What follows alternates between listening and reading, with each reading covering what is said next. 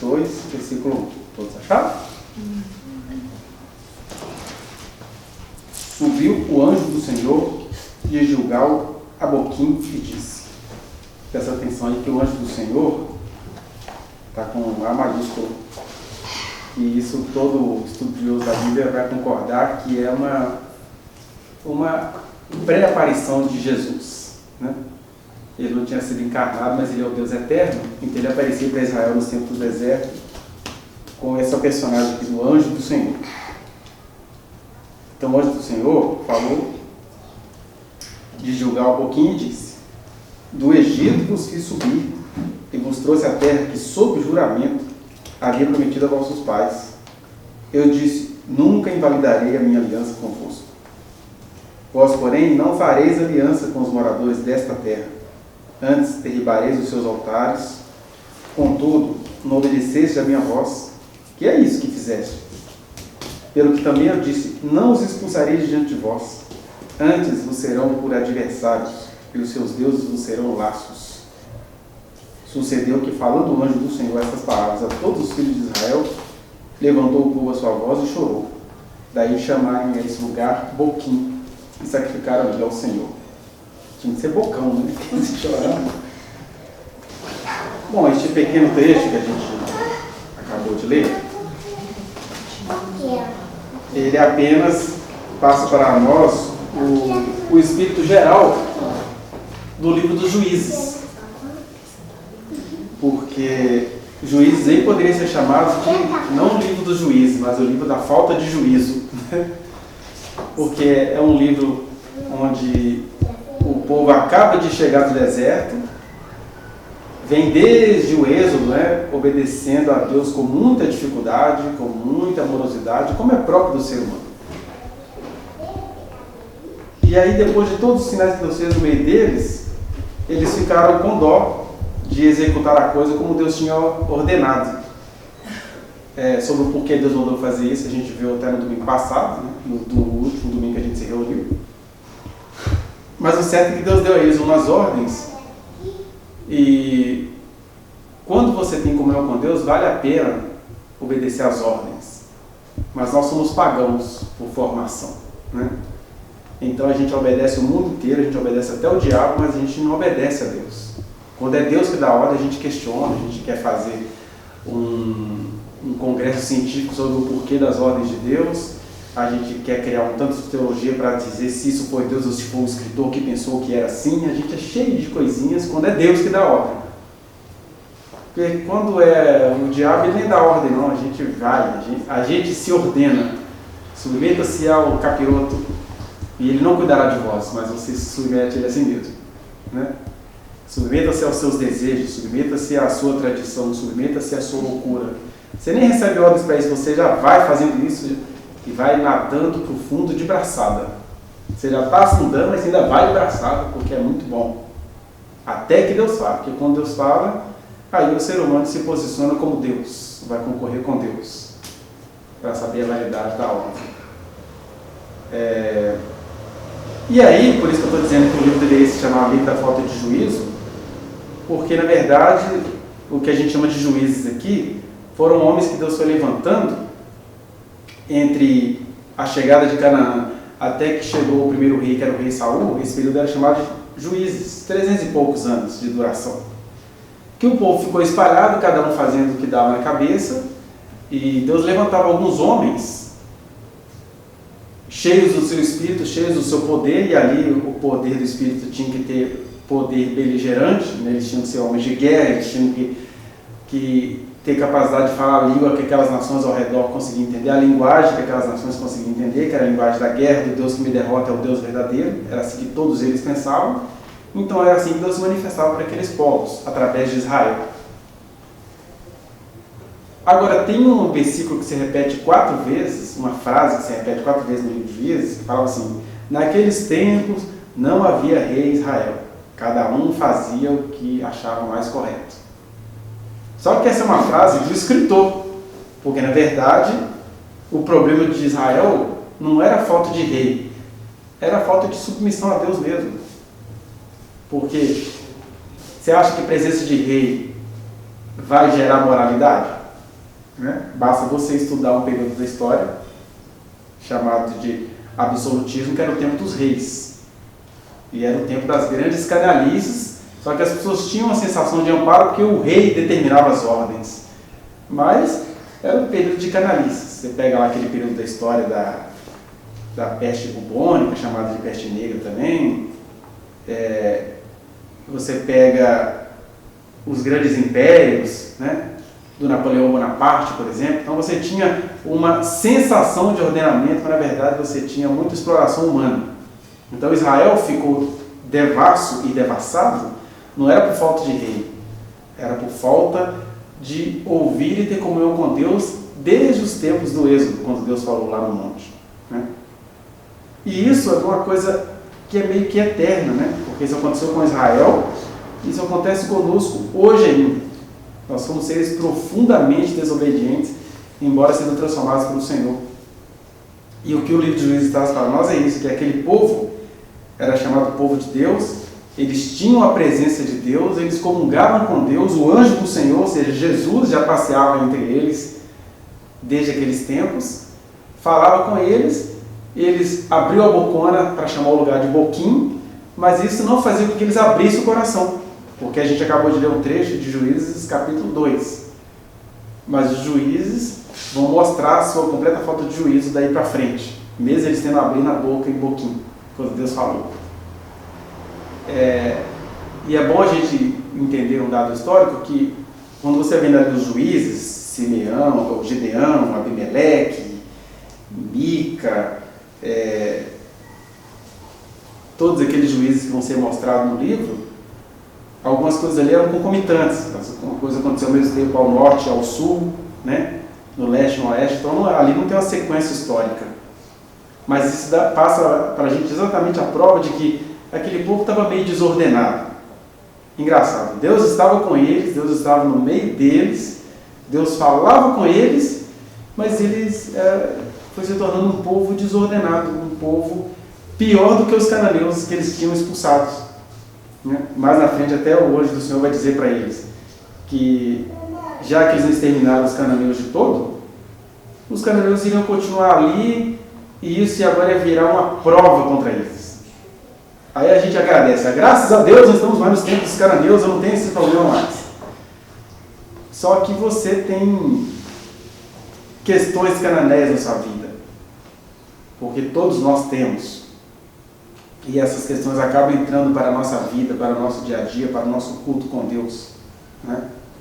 Por isso que eu queria, a partir deste texto que hoje o Senhor fala com aquela gente, também meditar com vocês aqui, e eu até anotei que é para eu não digredir muito, mas eu queria rememorar com vocês e ao mesmo tempo meditar em 6 histórias que nos trazem 6 lições.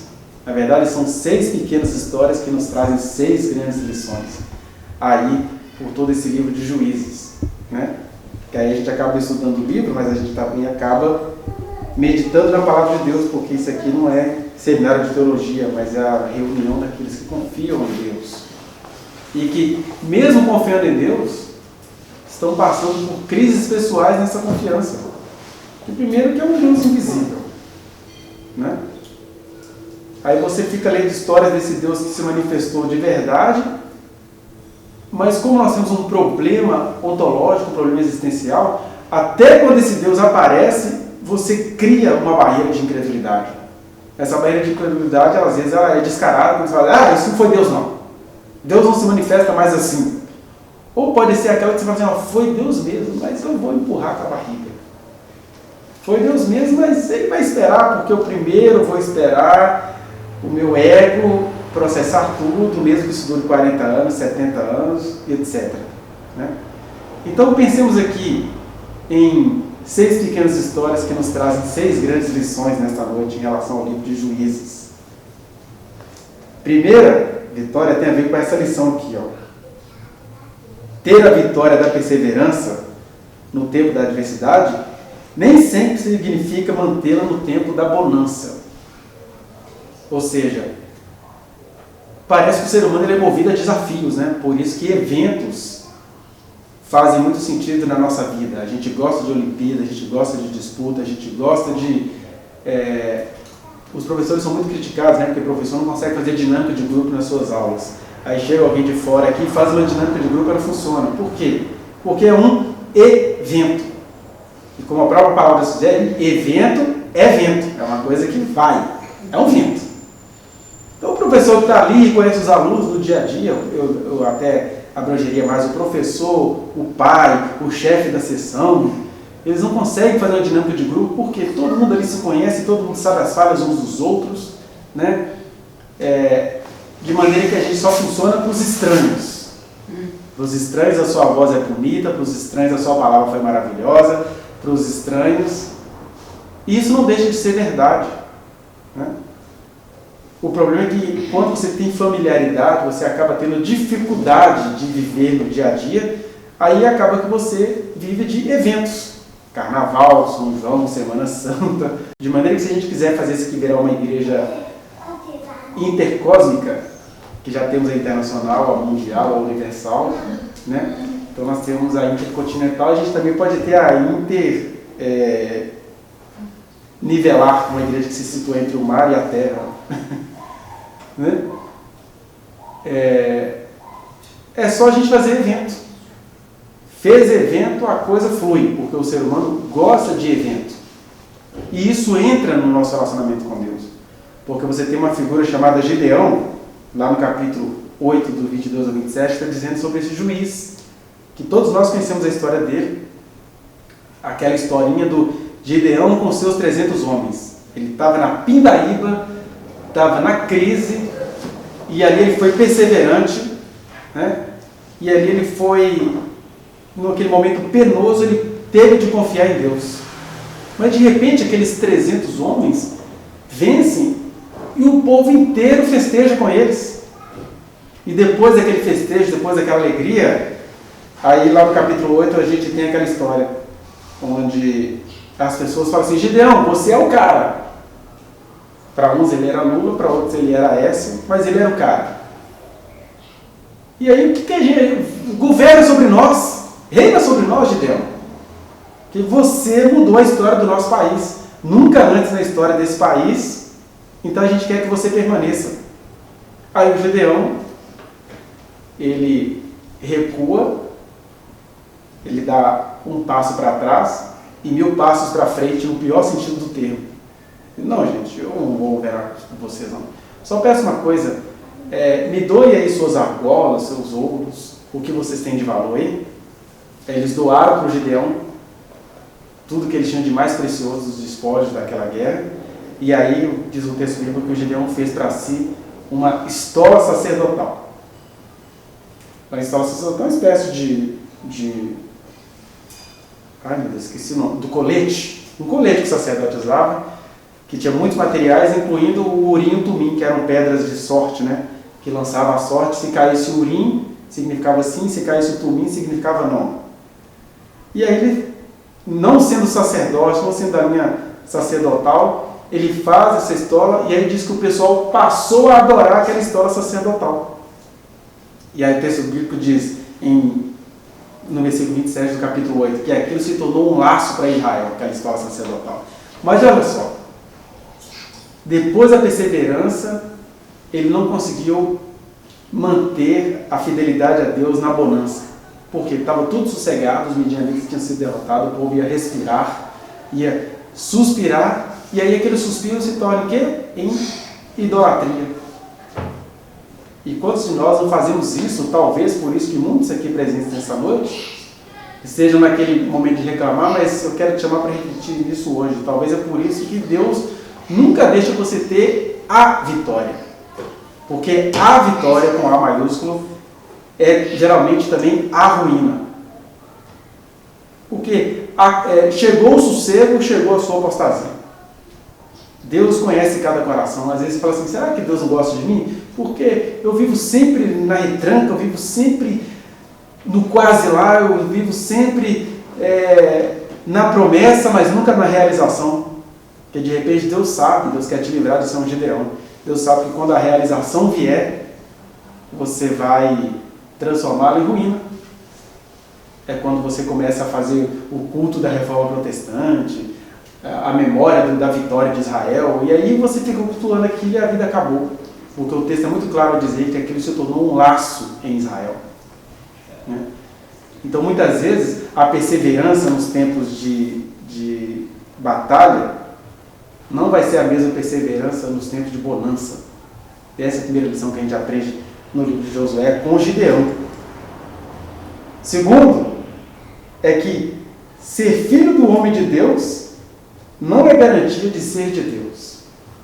Porque lá no capítulo 9, olha só, a bonança de Gideão foi tão grande porque ele foi um pré-Salomão. E por que a gente está estudando essas questões aqui? Porque isso que o livro de Juízes traz para a gente é uma maquete do que todos nós somos o tempo inteiro. Nós somos o tempo todo assim.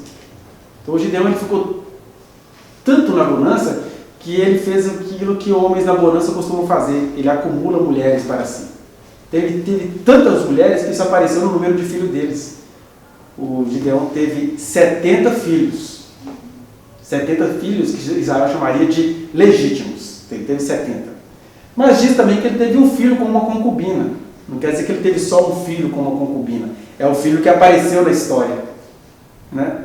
Ele teve muitos filhos, resultado de muitas mulheres e muitos impérios. E o nome desse filho, que sucedeu o papaizinho, chamava-se Abimeleque. E o Abimeleque, ele chega com a seguinte proposta. Ele era filho do Gideão. Pense em uma pessoa que você admira na nossa geração. Né?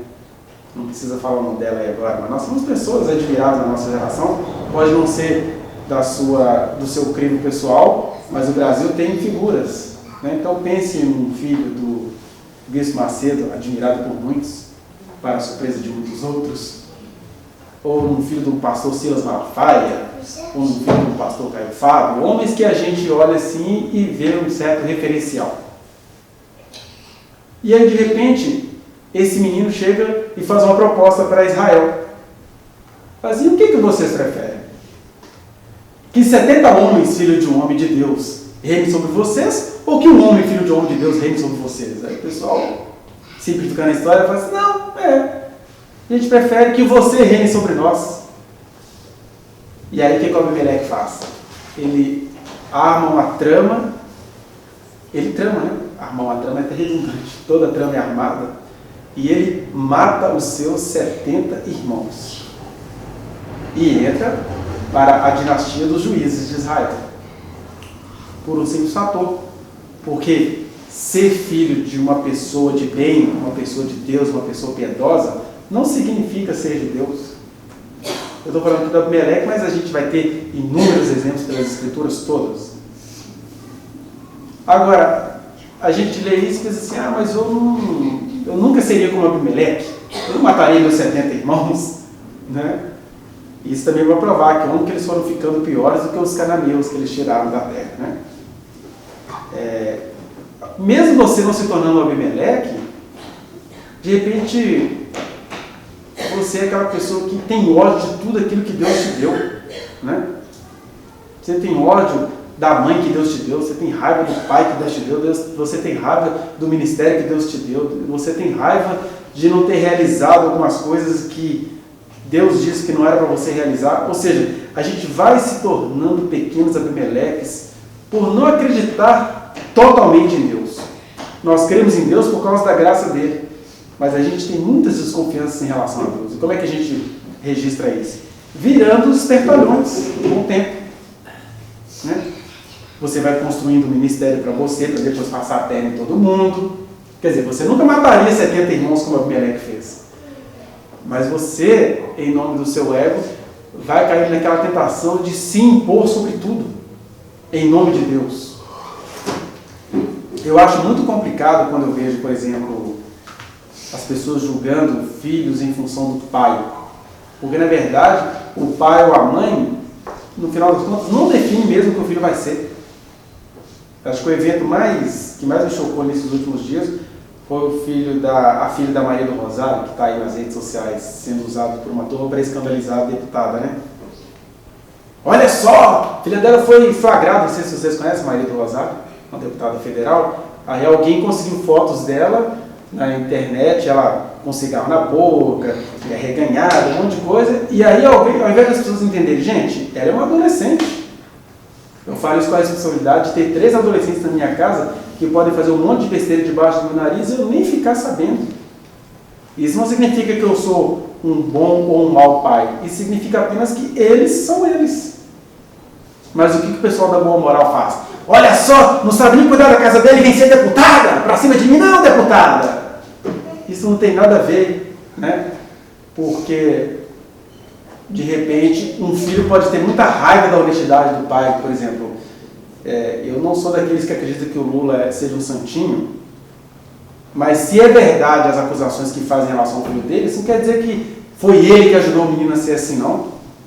Às vezes o filho não pode ter raiva de um pai sindicalista. Meu pai ficou aí desde a década de 70 fazendo greve, lutando pelo direito da nação, nunca lutou por um direito meu. Os filhos têm esses argumentos, né? Isso pesa na gente no dia a dia. Meu pai ajuda o mundo inteiro e eu estou com depressão. Você quer um argumento mais poderoso do que esse? Meu pai diz que é psicólogo, mas a filha dele vai suicidar. São argumentos que te matam. E que isso faz uma pessoa que fica muito preocupada com os conceitos sociais, até fala assim, não vou mais tratar de mim, não, eu vou cuidar da minha filhinha, ela vai ser cantora, eu vou até roubar para ela ser cantora. Conheço pessoas que fazem isso, né? Aliás, quem quer entender direito essas dinâmicas, assistam lá um filme antigo chamado O Poderoso Chefão, que é isso, né? A família do cara é linda, eles admiram o cara, ele é um pai maravilhoso, a filha é uma gracinha, só que ela mal sabe que tudo que ela vive é às custas de muitas desgraceiras que aquele poderoso chefão faz, lá do pessoal da máfia, né? E a gente tem essa tentação do poderoso chefão, porque a gente vê que esses conceitos, até baseado em texto bíblico, né? Olha, se você não pode cuidar da sua própria casa, você é pior do que os infiéis. Porque a gente gosta de pegar trechos que nos interessam. Porque quando você vai ver na palavra de Deus como um todo, o que é cuidar da minha casa? Cuidar da minha casa é eu ser um modelo de servir a Deus. Segundo, cuidar da minha casa é eu ser fiel a Deus. Ainda que os meus filhos tenham raiva da minha fidelidade a Deus. Tem filhos que se envolvem com drogas por raiva que eles têm da fidelidade do pai a Deus.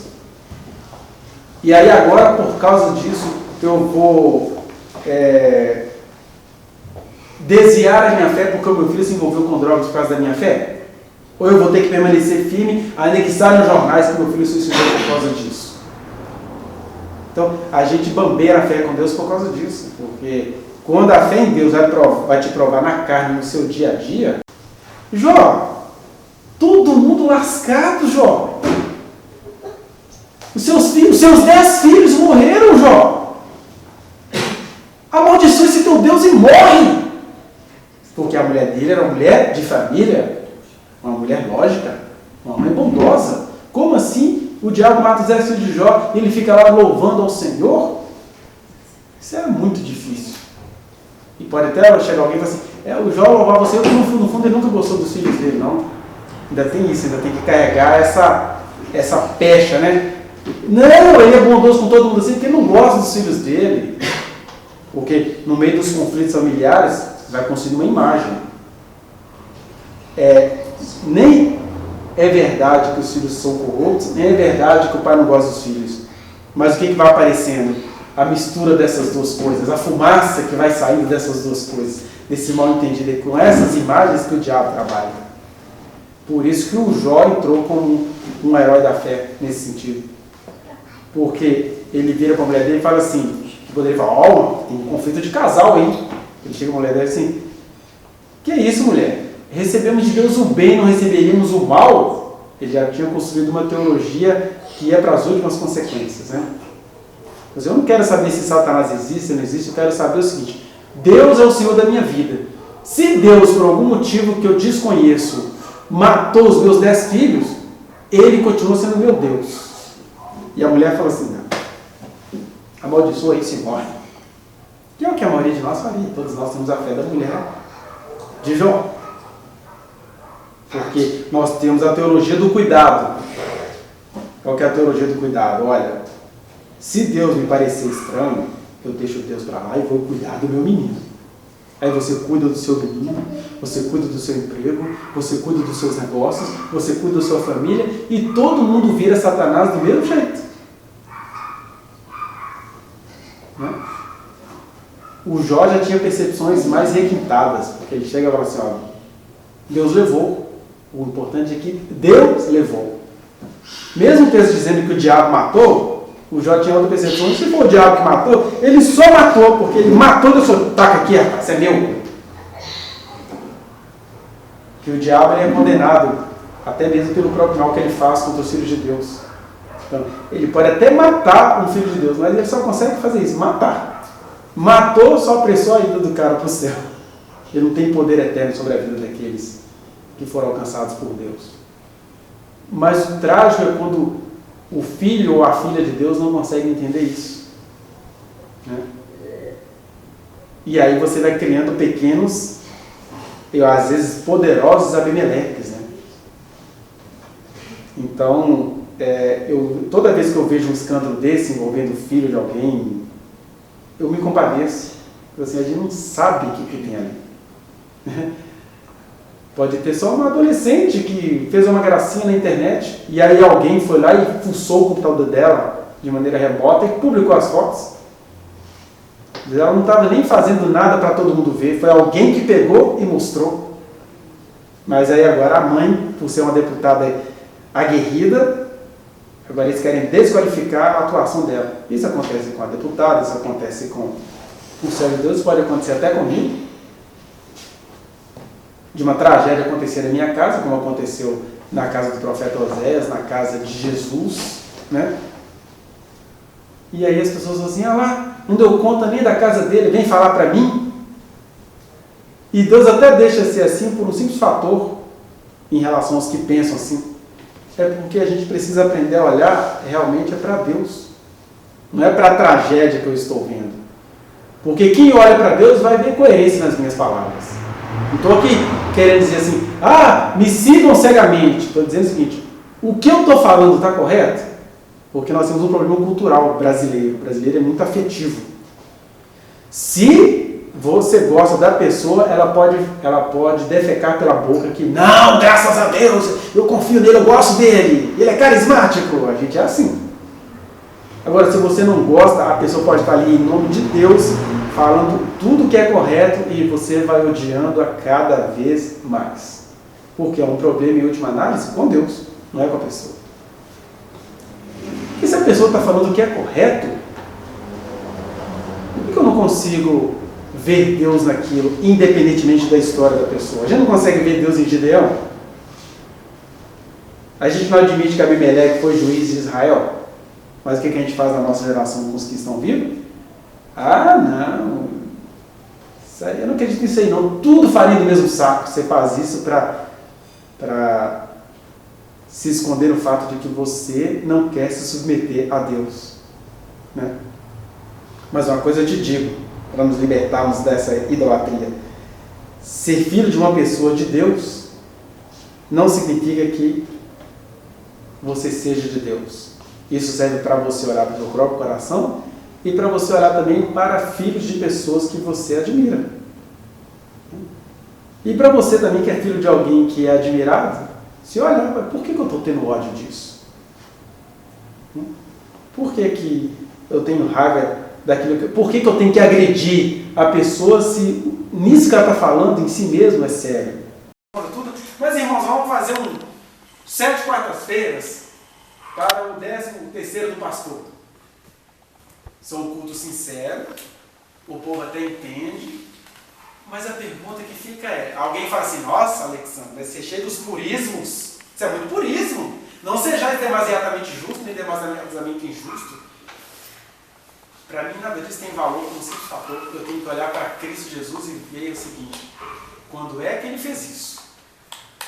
Deus em pessoa fez coisas maravilhosas, ele era digno do 13º, 79º salário, mas ele nunca se atreveu a falar, gente, papai está aqui entre vocês, né? Filho de Deus está aqui com vocês, eu preciso adquirir um terreno. Então, são esses sacrifícios abomináveis, embora bem intencionados. Quem é que fez isso? por um juiz chamado Jefté. Ele, no meio da sua aflição, no meio do desespero da guerra, e ele tinha uma história para fazer isso. Diz o texto lá em Juízes capítulo 11, que Jefté ele era meio filho de uma família, e aí ele se envolveu com rapazinhos profanos, ele era da turma perigosa, mas como ele era um líder, ele foi se tornando um líder e virou o juiz de Israel, embora ele fosse rejeitado por sua família. E aí esse cara que tinha essa história de rejeição misturada com malandragem, virou juiz, e no meio de uma guerra ele fala assim com Deus: Senhor, eu prometo ao Senhor que se o Senhor me fizer ganhar essa guerra, a primeira pessoa que me aparecer no caminho eu te ofereço em sacrifício. Aí ele venceu a guerra, e aí no meio do caminho viu uma menina cantarolando, feliz, era a única filha que ele tinha. E ele, o texto é reticente, o texto não conta que ele matou a menina, fala que ela lamentou os seus dias da virgindade e fez o que tinha que ser feito. Ele não ofereceu em sacrifício, ele ofereceu em holocaustos. Holocausto é um termo técnico em Israel. Holocausto é aquele sacrifício que era totalmente queimado. Ele queimou a filha dele em oferenda ao Senhor.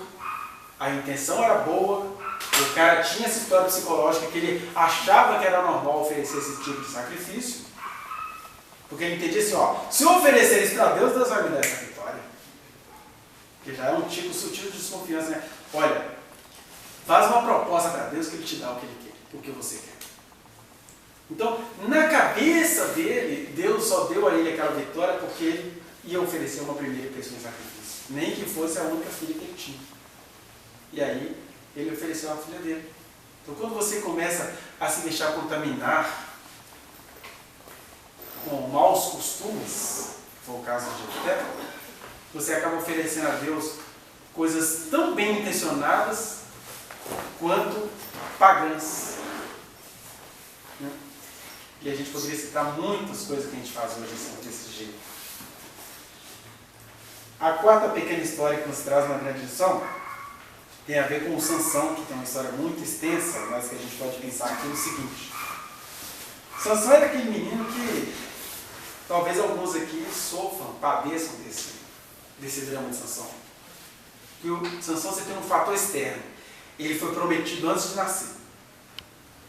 E ele é um cara portentoso, né? Porque Deus falou com o pai dele assim, olha, seu menino nunca vai passar navalha na cabeça. E a força dele vai estar nisso. O símbolo da força dele vai ser o cabelo dele grande. Não vai ter contato com vinho e bebida forte. Ele vai ser um nazireu. E aí, quanto mais o cabelo dele for grande, quanto maior for o cabelo dele, mais ele será o Sansão. Isso nem quer dizer que ele era um cara fortão, não. Às vezes ele era até um palito cheio de cabelo. Né? Ele não tinha aparência de formosura, mas ele tinha um cabelo grande, e nisso estava a força dele. Mas o Sansão, você vai vendo desde a infância dele, que ele não se mostrava muito satisfeito com essa vocação, não. Porque ele sempre se envolvia em festinhas com os filisteus, sempre bebendo, sempre se apaixonando por alguém que era fora de Israel, sempre insatisfeito. Até que chega um dia, está lá em Juízes 16, versículo 20, que ele estava todo amarrado e a Dalila já tinha rapado a cabeça dele, porque ele contou para ela, Bebum, que a força estava no cabelo dele, apaixonado que ele estava com ela.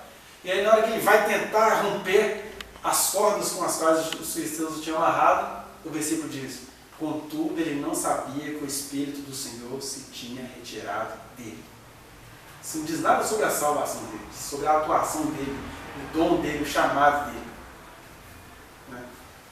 Aí quando ele foi exercer o chamado dele, o Espírito do Senhor não estava, ou seja, ele não tinha mais o dom que ele foi confiado, acabou, porque ele cortou o cabelo. E aí, o que você tem? Que um ministério bem sucedido, ele pode acabar em tragédia, né? Nós estamos aqui tendo a chance de ver essas coisas, a gente tem que tomar muito cuidado com isso, porque um ministério bem sucedido, ele já começa a ficar mal sucedido quando você tem raiva daquilo que Deus te ofereceu. Porque, primeira coisa, você vive num mundo, um momento bom para falar isso hoje, o Brasil é o país dos desempregados. Né? Você pode culpar a quem você quiser, mas nada disso vai te tirar do fato. Você está num país de 22 milhões de desempregados. E um país onde as pessoas ficam fazendo bilingue, trilingue, quadrilingue, octolingue e não conseguem emprego. E no meio de uma geração dessa, onde as pessoas se submetem a tudo. Eu me lembro quando o Alexandre Frota resolveu virar funkeiro, hoje ele virou educador, né? Nunca estudou, agora ele dá conselhos, né, lá na educação. Mas quando ele virou funkeiro, ele fez de tudo na vida. Tudo que dá dinheiro ele faz. E aí ele contratava as meninas, ele assinava um contrato. No contrato incluía que as meninas iam colocar silicone nas pernas, nas nádegas, em tudo quanto é lugar do corpo, porque era uma empresa, era um contrato, e as meninas se submetiam a isso. Basta você ver a história das meninas que querem ser modelos. Elas se submetem a um tanto de coisas macabras contra a vida dela. Aí nesse mundo assim, onde cada um vai fazendo o que pode na sorte, e mesmo assim cada uma dessas pessoas são cuidadas por Deus, a diferença é que boa parte delas não tem consciência disso, Deus te chama, te dá consciência, que eu estou dizendo aqui para você. Você pode estar aqui com raiva, com sono, cansado, desacreditado, com tudo que qualquer ser humano possa estar. Mas você só está aqui ouvindo essas coisas porque Deus está tentando te dizer: eu te dei a chance de ter consciência do meu cuidado, porque eu cuido de todos, mas eu estou te dando a chance de ter a consciência do meu cuidado.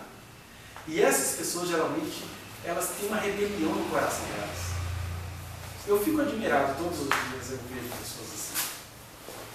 A pessoa é relações públicas. Gente maravilhosa, relacionada, conversa com todo mundo, conta todas as histórias, pessoas contagiadas de energia, é a energia do lugar. Quando elas não estão no lugar, morre. Quando elas estão no lugar, vive. Até que entre um pequeno detalhe. Sansão tinha esse problema. Quando Deus falava assim: bom dia, sou murcho.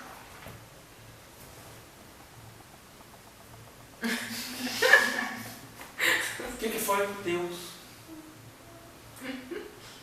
Deus! Mas está me cobrando, está exigindo.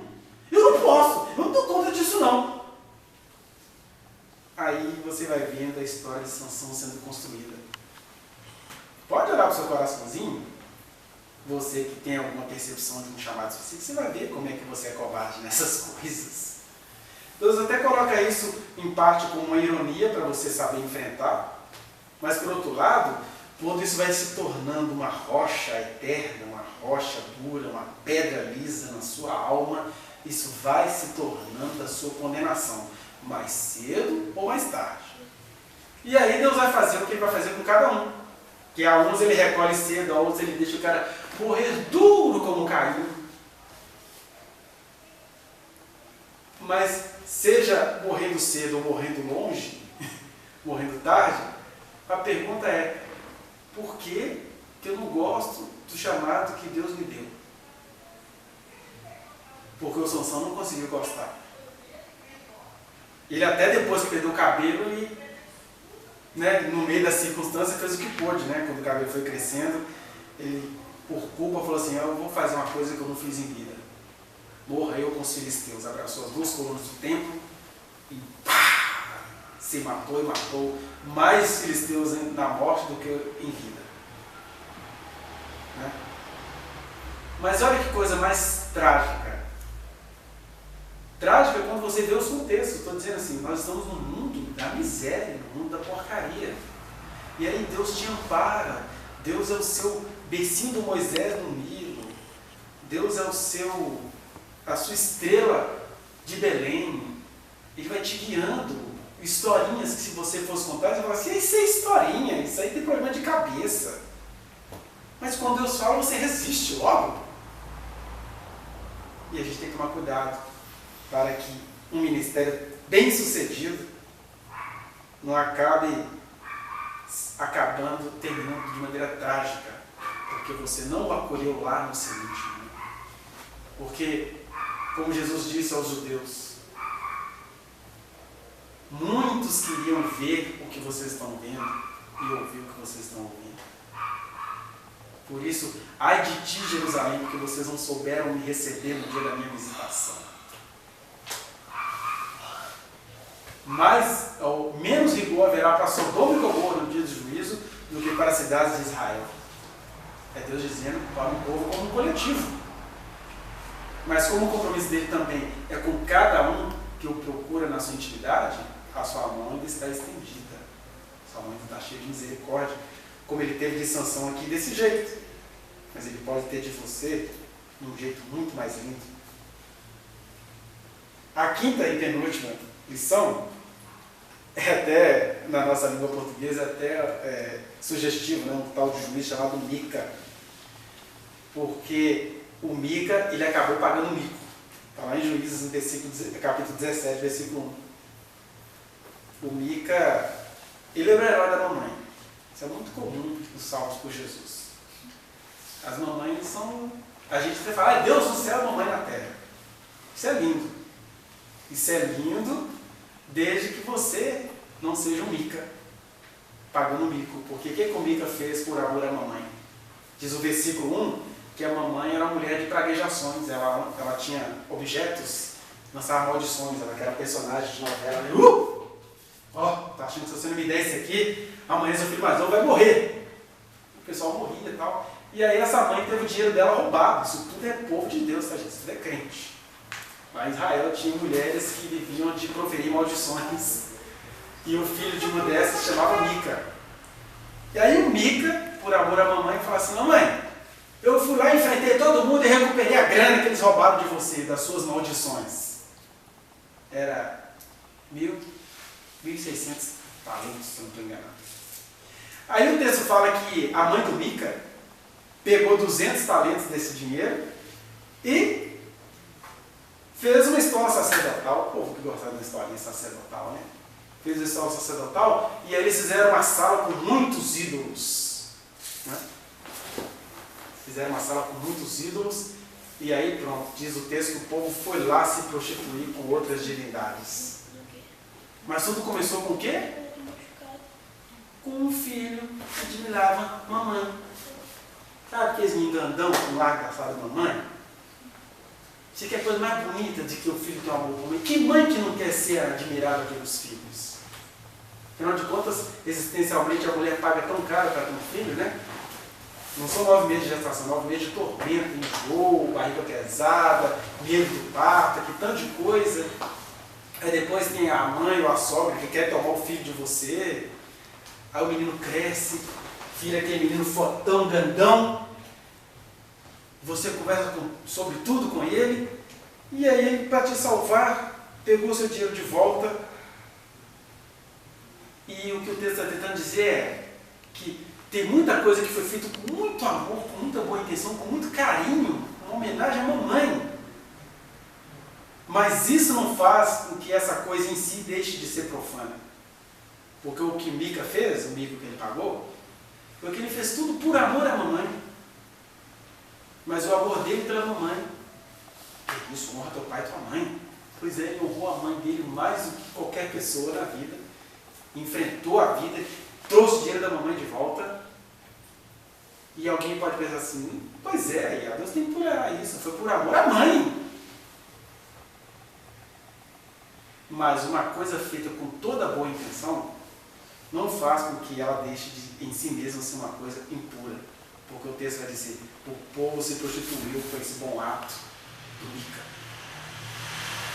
Tem muita coisa que a gente faz com boa intenção. E às vezes ela vem de maneira, com a carinha de sofrimento, como aqui veio com cara de culto. Às vezes é aquele amor que você precisa largar e você não larga. É amor para quem está de fora. Gente, mulher romântica, mulher sofre, aguenta. E aí Deus fala, até Deus fala, larga isso. Mas você não larga esse amor. E você quer que Deus aceite. Você tem até raiva de Deus, porque Deus não vai receber todo o amor que você tem, porque quem ama tanto quanto você? Porque o mundo inteiro vai te louvar. Olha que pai exemplar! Ele se doou pelos seus filhos. O que o mundo inteiro não sabe é que aquilo ali tudo aconteceu porque você estava brigando com Deus no seu vídeo. Deus, vou provar para o mundo que eu sou mais bonzinho que você. Gente, o que você pode estar fazendo pode ser a coisa mais linda do mundo.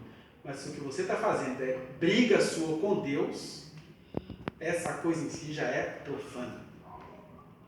Se tem alguma coisa que Israel foi chamado, foi para isso. Ensinar aos povos que o que importa na sua vida é o seu relacionamento com Deus, é a verdade que Deus te revelou.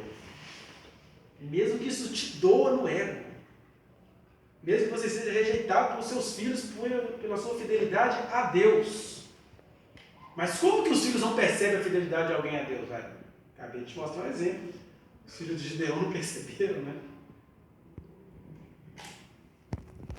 Então, boas intenções não santificam aquilo que em si mesmo é profano. E por último, a perversidade ou a psicopatia podem estar presentes nos ambientes mais santos. E isso a gente vê numa história abominável que está no livro de Juízes, a partir do capítulo 19, né? Que é a história que fecha o livro. O que aconteceu? Tinha um levita, e já é até sugestivo, o que é levita? É alguém que entendia dos louvores. É alguém que entendia da casa santa. É alguém que entendia do culto a Deus. E esse levita, olha só, o povo já é de Deus. E o levita, ele tinha uma concubina. Aí diz o texto que a concubina não gostou daquele levita. Falou, não, deixa eu ir embora, eu quero voltar para a casa dos meus pais. E aí ela voltou para a casa dos pais dela. 3 a 4 meses depois que ela estava lá, o levita foi lá na casa dos pais dela buscar ela de volta. E aí na volta, olha para você ver, tragédia. Na volta esse levita se hospeda na casa de um benjamita. E os homens da cidade, quem são os homens da cidade? Tudo crente, filho de crente, gente de igreja. Era um evento gospel, era um evento de crente. Eles batem na porta do cara, tem um visitante aí na sua casa, põe ele para fora que a gente quer comer ele. A gente quer molestá-lo, que estrangeiro aqui na nossa parada não, que é povo de Deus. Aí o cara fala assim, isso parece muito com a historinha que tem lá em Gênesis de Sodoma, né? O cara fala assim, gente, eu tenho uma moça virgem, eu dou ela para vocês fazerem dela o que vocês quiserem a noite inteira. Isso não era sodomita, isso era gente de Deus, a tribo de Israel. Aí, só que ele falou isso, falou assim, que minha filha, que eu vou colocar essa concubina para fora. Aí ele colocou a mulher para fora da casa, aí diz que os caras abusaram dessa mulher a noite inteira. E aí quando foi de manhãzinha, a mulher não conseguiu chegar na porta da casa tentando pedir socorro, e ela amanheceu morta na porta da casa tentando entrar. A mulher do levita. A mulher que queria ir embora, quer dizer, a mulher tinha bom senso, né? Ficar com um levita que entrega ela não tinha que ser casada com esse cara mesmo.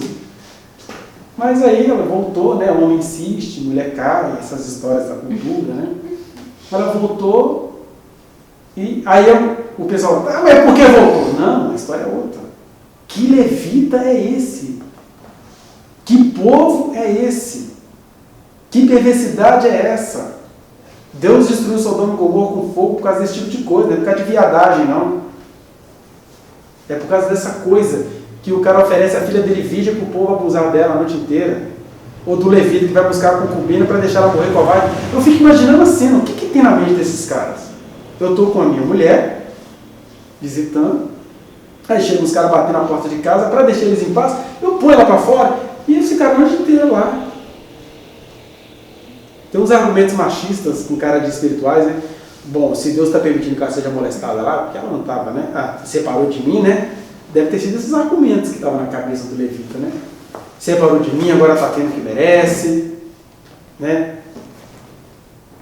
E aí, cada liçãozinha dessa aqui daí uma pregação de 2 horas, 3 horas. Mas aqui o que eu quero enfatizar é que perversidades e psicopatias podem estar presentes nos ambientes mais santos. E aí você vê que o problema de Israel não era a falta de rei, era a falta de eles assumirem para si o governo divino. Não sei se você já leu essa história, está lá, Juízes 19 até o final do livro. Uma história nojenta, abominável. Né? Os homens foram fazer a justiça, mas a mulher morreu.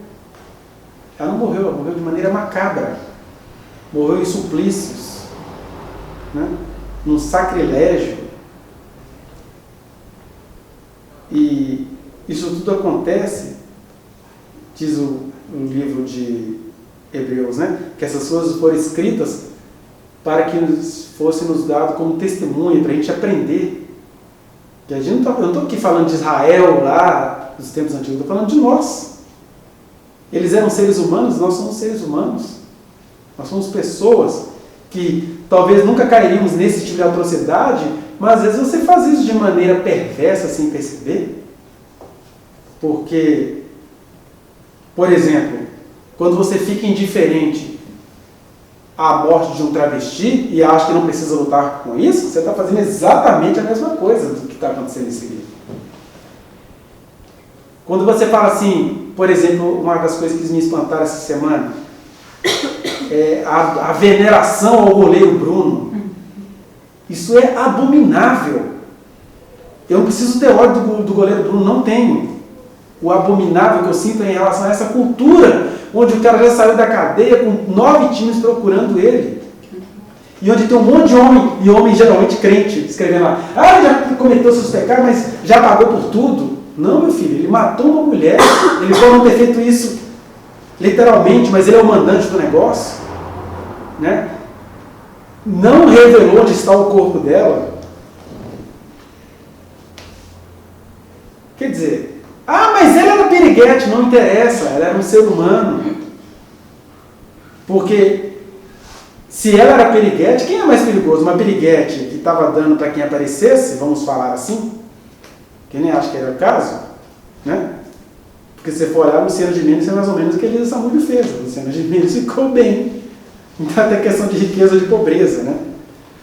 Então ela estava lá pensando na sobrevivência dela, arrancar o dinheiro do goleiro, seja lá o que for. Mas quem é mais perigoso? Uma mulher que faz isso, que ela só queria o dinheiro do goleiro? Ou um goleiro que mata uma mulher desse jeito e esconde o corpo dela no concreto? E ainda sai da cadeia. Vocês viram a entrevista dele que eu vou? O negócio é o seguinte, eu sofri muito e agora eu vou lutar pela guarda do meu filho. Vocês estão achando mesmo que Bruno gosta de Bruninho? Aí a sociedade olha para isso tudo. Vai, goleiro! Gente, o Bruninho, a mãe que está criando o menino, porque se a filha, seja lá o que ela fosse, a mãe não é. E ela agora está assumindo o menino. E agora vem esse Bruno atormentar a vida dessa gente lá de Mato Grosso. E a gente, é assim mesmo, né? Vai acontecer com sua filha.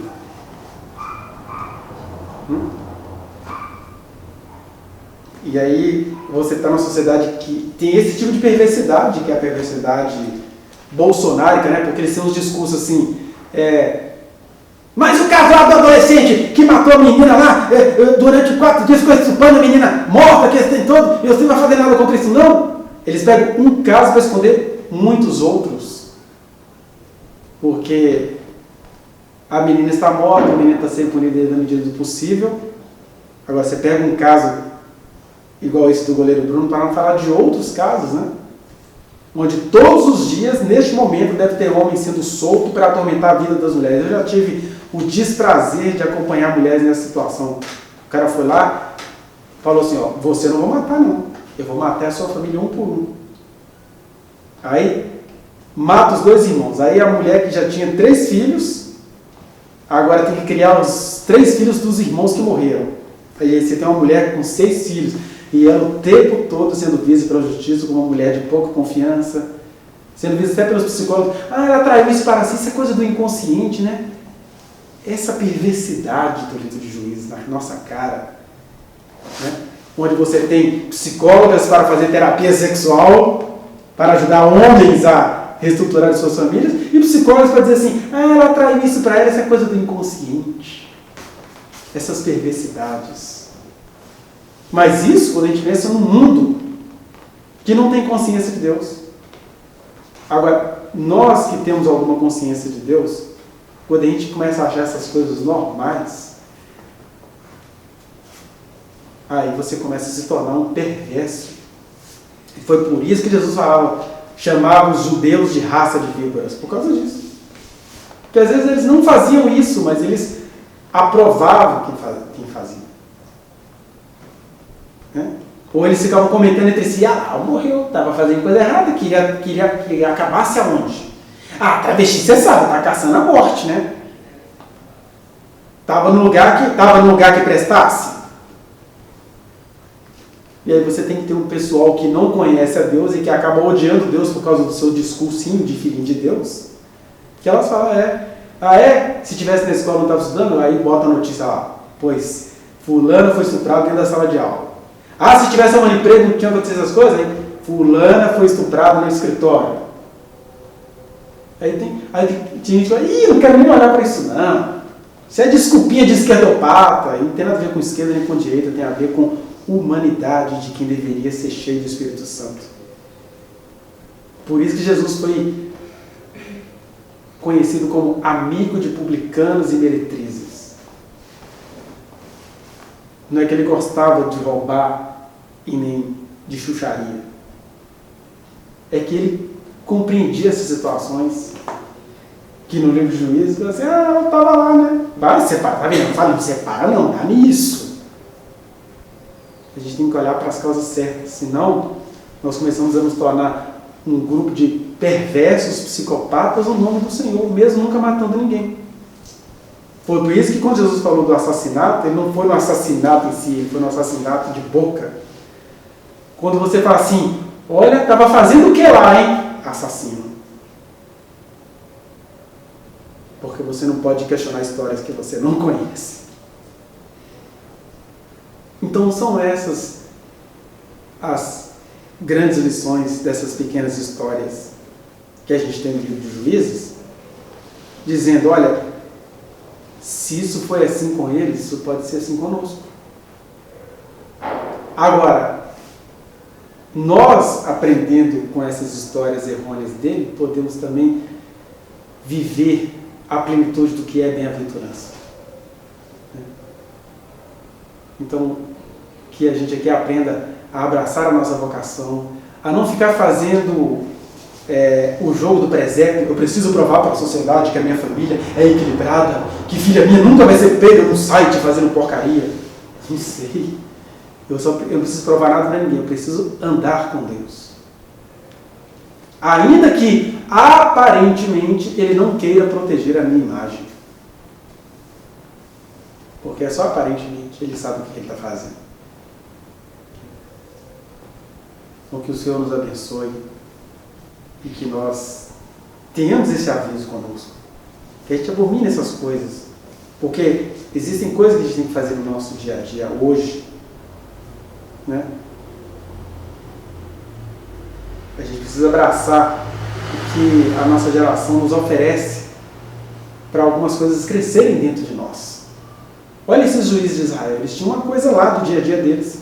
Eles eram convocados para a guerra, porque toda hora os povos ao redor chamavam eles para briga, eles iam brigar. Nós somos convocados. Você está num país de 22 milhões de desempregados, num país que está entre os que mais matam mulheres no mundo, num país onde o governo está querendo que a gente vire uma Índia, onde o governo tem lá sua meia dúzia de homens felizes, prósperos, e uma sociedade imensa jogada às tralhas. Mas que economicamente está bem. Se for olhar os índices econômicos da Índia, é maravilhosa. Mas a realidade da Índia. Por isso que eu tenho gostando de ir na Índia e na China. Na China e na Índia. São os países que têm o ideal que ele quer seguir. Até porque, como um bom maçom, ele acredita que ele está no topo da pirâmide mesmo. Então, eu protejo meu lugarzinho do topo da pirâmide e esse é a gente que se lasque. E você está num país dizendo, lute! Eu não preciso lutar por questões políticas, não. Eu preciso lutar por causa do Evangelho em mim. O Evangelho é isso. É convocar você a essa rebelião contra os sistemas humanos.